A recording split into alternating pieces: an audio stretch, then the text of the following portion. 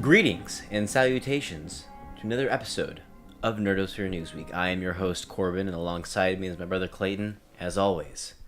Throughout the week, we share on our Facebook and Twitter some of the more interesting stories to break into the interwebs regarding TV, movies, comic books, and video games. And then of the week, I set aside what I believe to be the top 5 stories that need to be brought to your attention and discussed at this table. So let's dive right in. At number 1, Collider recently spoke with producer Dan Lin, and Lin promised that Aladdin, Disney's next live-action film after Beauty and the Beast, will be diverse and authentic, alluding to a recent Persia-centric blockbuster that failed in his regard. He's quoted as saying, "Look at me. I mean, I'm not a typical guy. Listen, I'm very fortunate working in Hollywood. I am diverse. So when I came to make the movie, I wanted to make a diverse version of the movie. Luckily for me, Guy Ritchie has the same vision, and Disney has the same vision. So we're not going to make Prince of Persia. We want to make a movie that's authentic to that world. Ritchie is hoping to cast unknowns for the lead roles, and the movie will be a musical as well as an action flick."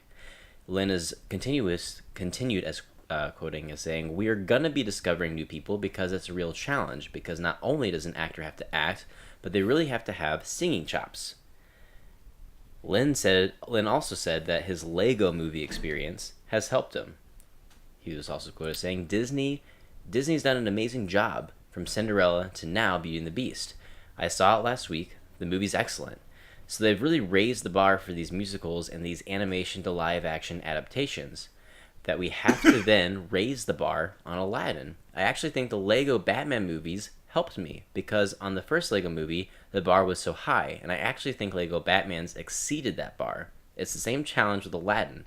Disney's done such a good job between Cinderella, Beauty and the Beast, and Aladdin will hopefully be the next one up.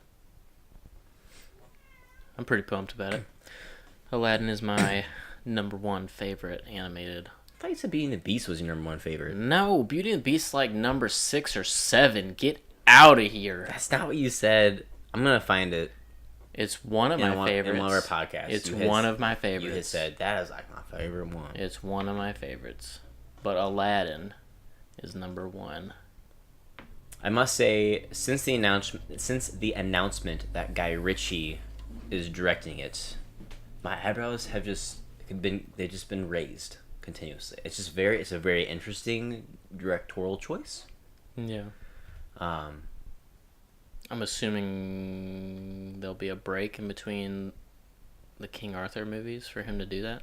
I mean, there would have to be. There's no release date set, mind you, but for Aladdin. Yeah. Same with I just assumed he'd be doing King Arthur movies for like the rest of our lives. Well, I mean, he wants to do like 10, right? That the other one to make a huge saga out of those films, but he's also trying to do the 3rd Sherlock Holmes movie as well. Jude Law said that they're workshopping the ideas right now, and it's still very much on the table of their interest. We don't need another one of those. I want to see another one to redeem the second one, because I thought it was so poopy. Nah, first one's good, and you can stand by itself. We can just kind of forget about the second one, and then just make Benedict Cumberbatch and Martin Freeman clear their schedules so we can get our Sherlock fix from them. I guess that's one way of doing it. It's the only way. It's the only way. You didn't want to see that Sir Ian McKellen movie? Where he was an old Sherlock talking about his glory days and his unsolved case? I forgot that even existed, and I had no desire to see it. It didn't do very well in the box office. Oh, really? Yeah, really. Oh, I'm being serious. It didn't. Oh, really? Yeah. Oh, it did? No, it didn't. Oh. It didn't do well. Number 2. James Gunn on why Thanos is not in Guardians of the Galaxy Volume 2. It's about 2 sisters. It's not about the sisters and their father. It's about 2 sisters and what were the sisters' problems with each other. And, some of those things were caused by being raised by an ultimate abusive father. But it really isn't about Thanos, and frankly, I just wasn't inspired to put him in the movie. I kind of go with my gut on these things, and it just wasn't what I wanted to do. It wasn't the most fun part of the movie last time for me, and I just didn't really want to do it this time. And again, the relationship with Thanos has nothing to do with it. It's not about the relationship with Thanos. It's about the relationship with each other. And what is that? And that was interesting to me. And I thought that was important to our story. And that was important to our characters. What happened with them in the past, there's a lot of stuff that happened with them in the past that affects our characters presently. We did know that the one little drama Gunn had with Marvel in the first Guardians of the Galaxy was they really wanted Thanos to be involved in the film, and he kind of felt like he didn't want to do that. And he even had moments where he talked about just minor butting heads with Kevin Feige on the scene of Thanos being in the chair, and like James Gunn wanting it to be like this far away from him, and Kevin Feige being like, no, make it farther away because I want it to be more ominous and imposing. So we do know that Thanos is a bit of a sore spot with Gunn, although his overall experience with the studio is a positive one. I wasn't expecting him to be in it anyways, so I don't really. I wasn't either. I think he felt like he had to address it because of all the Marvel movies. This is the only one that has had him in the film that was not in a post-stinger. So I think he just wanted to clear the air that Thanos is not in this. And this is why. Because I'm trying to focus on the characters. We already know that the villains of the movie are not going to have a Thanos-esque agenda. So it's kind of pulling back and being more of an intimate story. It sounds like it's going to be completely character-driven, and it's not an end-of-the-world sort of scenario. Yeah. Which I think would be okay. It's going to add being variety. Completely honest, I really don't care about their sisterly relationship. They're like the two least characters that I care about. Yeah, I mean they're okay. It is funny that he says that it's not about.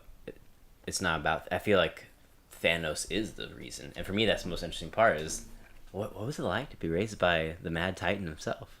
No, I don't care. But you care about the movie. Oh yes. Just not about them. Because the new trailer looked dope. So awesome! I cannot wait. Looks so good. They're definitely expanding the Guardians lineup for sure. Yeah, and we also have what's his face actually getting a mohawk in this one. Mm-hmm. So that's kind of cool. Yeah. But number 3, the CW orders pilot for the Black Lightning adaptation that Fox ended up passing on because they felt it did not fit with their other lineup, particularly because they ended up picking up there was an X-Men series that was being worked on by Fox and Marvel, just like Legion. It has no title, but they are ordering that series. So they didn't think that Black Lightning was going to fit in with all the other stuff that was going on. For those of you that don't know, Black Lightning is Static Shock, right? No. Different character. But very similar people. I thought they evolved Static Shock into Black Lightning. No. They did not. Sure. Mm-hmm. The idea is that it'll be a potential series for 2017-2018, and Berlanti is, of course, producing it, making it his 5th DC Comics television adaptation. It's also worth noting that while Jefferson Pierce, who is Black Lightning, will be the central figure of the show, his daughters would likely be explored further for the CW as well.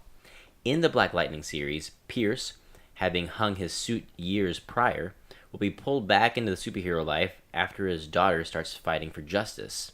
Salim Akil and Mara Brock Akil are writing and executive producing the show, with Berlanti and Sarah Schechter also on board as EPs. If you're looking it up, you're gonna just see that I'm right. No, I'm looking up something else. You're totally looking up. I see Black Lightning Static Shock on your phone. That's Static Shock, not Black Lightning. Jeez, get your stuff right. Well, for starters, Static Shock's name is not Jefferson Pierce. So my thing with this show is I think it's a mistake to make him a retired hero getting back in the game. Because one that pretty much solidifies that he is of a different Earth, which Supergirl is proof that that's not the best way to create a nice, cohesive TV universe. Yeah. Because it makes you have to work harder for the crossover. Definitely. I don't know. We'll see. Jeff, or not Jeff. I don't know why I said Jeff, but Nick really enjoys Black Lightning. He's a character that I enjoy kind of. I think he looks cool. He was a character that I always enjoyed whenever he's on screen because he looks pretty sweet. What's up with the... It looks like Luke Cage with... I mean, it was the 70s. I mean, I know. You try being a black man in the 70s and not have a fro and a frill collar and a shirt open and buttoned down to your happy trail. It's just what's just the way they were doing it, man. Sweet Christmas. Number 4. This is more just a tidbit of it's a quote from Kevin Feige when he was in a recent interview that I found very intriguing, so I wanted to put it in our Newsweek so we could talk about it or see if you had a reaction to it. But this is Kevin Feige saying, Thanos in Infinity War is, in a movie that has a lot of characters, you could almost go as far as to say he is the main character.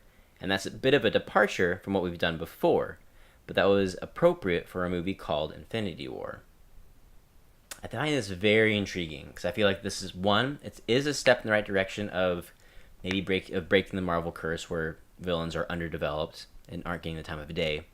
But I think it would be a very, very unique twist on what they've been doing, and to have a lot of the narrative be from Thanos' perspective. Like, I feel like the movie's probably going to open with us following Thanos trying to get the stones. Maybe. And him bebopping around.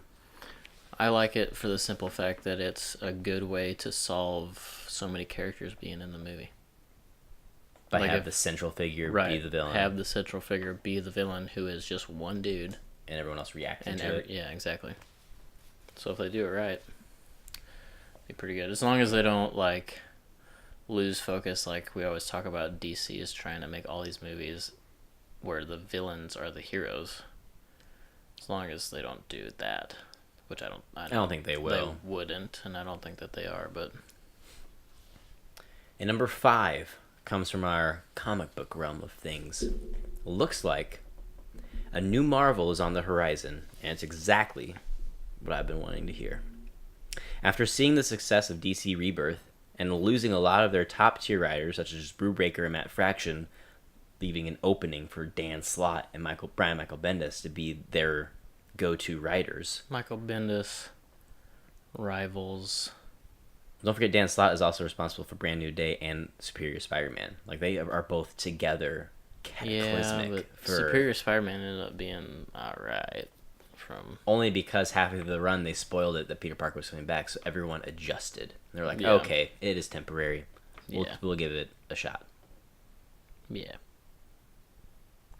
But he is Bendis is the Bryan Singer of Marvel Comics. So what Bryan Singer is to X-Men movies and just life in general. Bendis is the same to Marvel Comics. Yes. I hate that dude. So it sounds like Marvel is wanting to go back to basics. They were quoted as saying they're taking the time to line up big-name talent, new and old, across the board for a series of big-name titles in 2018 to be created well in advance to avoid the shipping issues that can often affect such in-demand creators. That isn't certainly exciting news, but also buried in the report they mentioned as a part of Marvel's meat and potatoes in the comics, you'll be getting Wolverine back too. So they also talked about Thor who's right now unworthy. He's striving to get Ultimate Thor's hammer to try to get power back, and Jane Foster is the current 616 Thor. Thor somehow became unworthy before Secret Wars happened by something that Nick Fury whispered in his ear, and they still have not revealed it, and it's been 2 years. So we still don't know why Thor became unworthy. But it looks like everyone's getting back to basics. Tony Stark's going to be Iron Man again, so we're not going to have Doctor Doom being Iron Man. We're not going to have that MIT chick being Iron Man anymore. Steve Rogers right now is not going to be Evil Hydra. They want to get away from the political game since the political climate is so tense. Hulk is going to go back to being classic Bruce Banner instead of the Asian guy that he is right now. So this is exactly what I want to hear. They're trying to think really far in advance to the next year to make sure that everything has a cohesive vision, give writers enough time so people like maybe Matt Fraction, Ed Brubaker want to come back. A lot of them left to go do stuff with Image because they have a lot of creative freedom there and they don't feel like they're under a time crunch and being forced to do this, that, and the other. Marvel nowadays, especially, is all about the huge stories. It is funny that like the best one of my favorite things that ever happened in comics was the Civil War event. The Civil War event did so well that it was the beginning of the end for Marvel, because after that they felt the need to always have some sort of huge event, and it just got worse and worse and worse, to the point where now they, in order to get sales, they keep scrambling and doing all these reboots like Marvel Now and shaking up like 80 different Avengers titles and stuff, and it's like, guys, just stop. Do you remember when you did Avengers Disassembled and then did the new Avengers and you just had like these 6 solid titles? Can we just get back to that? And maybe there.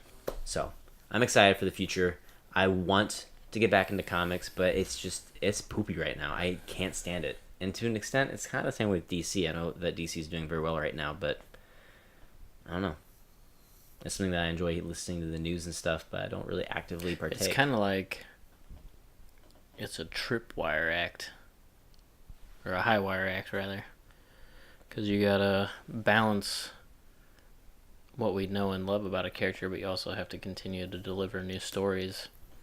And I feel like lately both companies feel like they have to completely change or throw everything for a loop in order for it to be viable, and that's not necessarily the case. No, not at all. So, but that is what I have for you this week.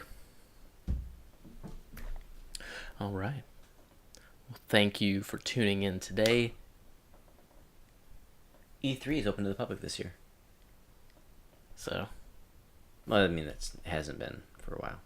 it's probably open to the public this year because it's been declining. Publishers and developers have been doing their own thing instead of going. That's a good point. Like EA did their own event. Activision pulled out completely last year. Several other smaller companies just opted for like Twitch and YouTube, and and we have controlling PSX. their own narrative. So True. Okay, so anyways, this has been another episode of Nerdosphere Newsweek. Thank you for tuning in. Be sure to hit a like if you enjoyed the stories we brought you today. Be sure to comment down below what you thought about our top 5 stories of the week. Tune in next time for Nerdosphere Newsweek. Be sure to follow us, subscribe. Everything's in the description. Check us out. We'll see you next time.